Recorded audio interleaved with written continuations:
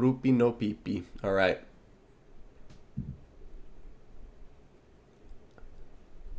Alright, so here we are. Same map as the one we just watched, guys. And it's going to be Bretonia. Brought by ShetlandApache in blue. Now, he's going to have 3 units of spearmen at arms. We're going to see 5 units of peasant mob. We are then going to see what appears to be 3 units of knights errant right here. And then we're going to see some 2 questy knights over here accompanying a leadership squad. Now, other than that, we are going to see 2 ROR units of cav over here. ShetlandApache in his typical form, going to be bringing the Knights of the Lionhearted, ROR Knights of the Realm, and the Companions of Corel, the ROR Questy Knights, who are very, very powerful indeed. And damn, Bretonnian cav is beautiful. Going over the leadership now, because I believe that's what we have left besides some Vanguard. We are going to see a Damsel of Life on top of a Unicorn. She is going to have Power Stone, Earthblood, as well as the Aura of the Lady for that magic resistance in the 30-meter radius around her. Now, for the rest of the leadership, we are going to have a single Paladin on top of a Steed. He's going to have the Guardian trait and nothing else. And then we're going to have Alberic de Bordelot, who is going to be on top of his horse with Wrath of Manon, Heroic Killing Blow, Foe Seeker, the Braid of Bordelot, as well as Spirit of the Tempest. So, giving quite a significant speed buff to all the units nearby. We're also going to be seeing 2 units of Mounted Yeoman Vanguard deployed for some cheeky shenanigans, but they may find some tough forces ahead of them from the Tomb Kings, who are going to have 5 units of Skeleton Spearmen, one of them being King Takesh's Scorpion Legion. We're going to see 2 units of Ushapti with Great Bow up in the front line, ready to lay down that huge suppressive fire on top of the cav units, I would imagine. He is going to have a single unit of Tomb Guard with Halberds, a backline consisting of a Nehekara Horseman, make that 2, and then he's going to have 1 Skeleton Horseman on the far right. He's then going to have a unit of Necropolis Knights with Halberds in the back line for that anti-large armor piercing support. And now onto the monsters and heroes. We have a Tomb Scorpion over here, and then we have a Tomb Prince with the Guardian and nothing else on top of him, and Archon the Black atop his Death Chariot, going to be bringing the Tomb Blade of Archon, Staff of Nagash, the Liber Mortis, Spirit Leech, and that is it. And the Curse, of course, but it's a pretty common. So, here we go. The Boshapti immediately going to push forward and start shooting into these Knights Errant, dishing out quite a lot of damage. The Knights Errant do have shields. I can't recall if Ushaptis count as artillery pieces, though, so I'm not sure if shields even apply to them. But look at this. Going to see a Spirit Leech upgraded going down here. Looks like he did that for an extended cast range, but I'm not exactly sure. He seemed pretty close. But a lot of damage going down on top of those Questy Knights. Tomb Kings, you know, desperately trying to dish out this damage before the Bretonnians engage, but guess we'll see how this goes. We're going to see this Spearman coming out, getting to the Knights Errant, as the Ushapti wisely pull back behind their lines because they don't want to be stuck in melee combat with anybody right now. I don't know if the Tomb Kings have caught onto these mounted yeomen in the back line just yet, so we'll see what happens here. But going down, looks like we're going to see a big engagement happening. These Questy Knights going to get jumped by a Tomb Scorpion, the Necropolis Knights with Halberds, leaving Paladin and Alberic de Bordelot over here almost by their lonesome, but they in turn are just dishing out so much damage to this Tomb Prince, who gets a Liber Mortis as a result.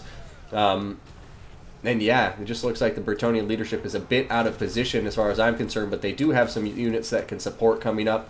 But the Tomb Kings have their Necropolis Knights with Halberds as well as the Tomb Guards with Halberds. But that breath coming in from Alberic actually did quite a lot of work, and we may be seeing a bit of a break here in the Tomb King formation. And now it looks like the Tomb Kings are the ones who have let their leader get too far out of position. If Archon stays here, Alberic and the Paladin will make quick work with him. Both of them have bonuses versus large. Archon the Black does not have very high armor, and yeah, he just doesn't want to be in combat with them right now. Meanwhile, it does look like the Tomb Kings are shifting their focus to chase out the Damsel as well as the Knights Errant with her. But yeah, they need to focus on Archon, which it seems they have started to do. Archon is a very, very slippery lord indeed, so it's going to be very tough for Bretonnians to catch him if he's being microed well. Meanwhile, going up for a higher level of the battlefield, we see these units who haven't even been engaged yet. Probably strategic reserves, but I do think they'll be very useful if they get in here. But, you know, you have to hand it to Apache. He seems to be doing well without them right now, and if all he has in the late game is those 2 RORs, he can come in here and mop up the rest of them, I imagine, with relative ease. And he's compromised the range unit, so it's not like it's dangerous to leave them out there either. So he just has them over there for now. It almost seems like just strategic reserves on purpose. Got some Knights Errant here, still very healthy. Mounted Yeomen.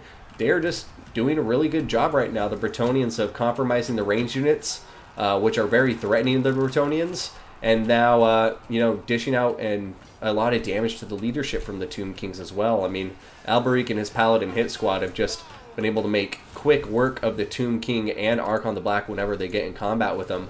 And so far, Apache's just been sacrificing Knights Errant and I think a single unit of Questing Knights to the Necropolis Knights with Halberds. So when the Companions of Corel and the Knights of the Lionhearted come into combat, I think they will easily overcome these Necropolis Knights.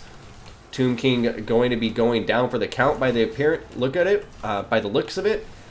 Tomb Scorpion is coming over to help though, and yeah, going to be a little bit too late. But a Spirit Leech going down on top of Alberic, Earthblood upgraded going down here to heal him up, and now the Paladin is over here to support the combat against this Tomb Scorpion. So I think they're going to be okay in the end.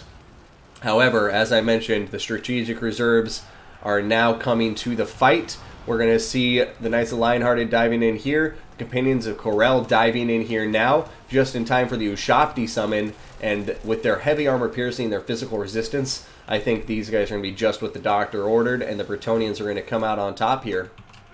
But we do have King Nekesh's Scorpion Legion coming in, trying to support the combat, but it just seems like the Bretonnians have overwhelming numbers right now. Apache just playing this very, very well with his heavy cav playstyle.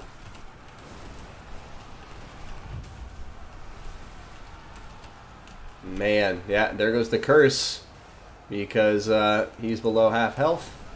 And yeah, this is an interesting fight, but I think the Bretonnians, in spite of some early damage being dealt out by the Tomb Kings, were just able to get what they needed to get compromised, shut down the ranged power, and whether those forces were left out on purpose or by accident, it all works in the end. And here comes another wave going through the Scorpion Legion.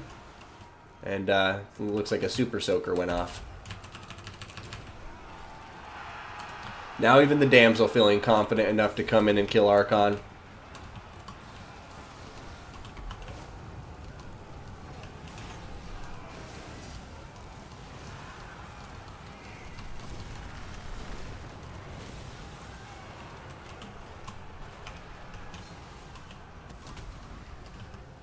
Oh, Tomb Guard with Halberd's still alive and doing okay, though. These Voshapti's still alive.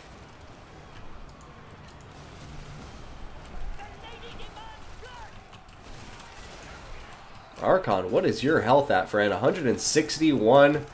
You're about to go down, aren't you?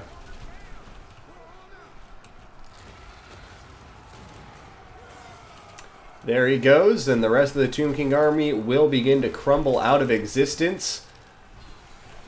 And yeah, that's going to be a good game to both players. But congrats to ShetlandApache for taking the win. And, you know, best of luck in the future matches to his opponent, Mr.Woofs.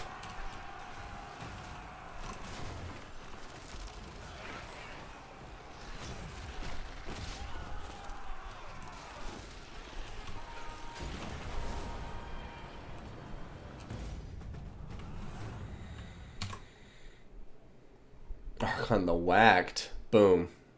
That did look pretty funny.